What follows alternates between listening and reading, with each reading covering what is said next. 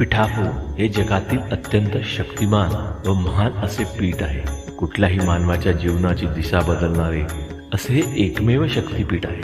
सन 1320 साली श्रीपादांचा जन्म भाद्रपद शुक्ल चतुर्थी अर्थात गणेश चतुर्थीच्या दिवशी झाला. सन 1987 साली भक्तांच्या देणगीतून जागा खरेदी केली व त्या जागेवर सुंदर व डौलदार असे मंदिर म्हणजेच महासंस्थानाची स्थापना केली.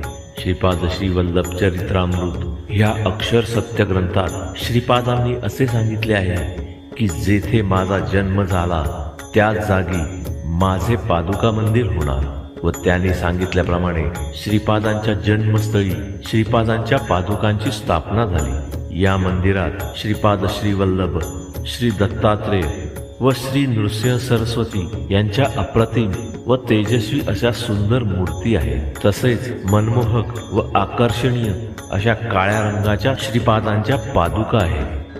ज्या संगतीनेच विराग झाला, मनोदरींचा जडभास गेला. साक्षात परमात्मा मज भेटविला, विसरू कसा मी गुरुपादुकाला. सद्योग पंथे घरी आणिले, अंगेच माते परब्रह्म केले. प्रचंड तो बोध रवी उदेला,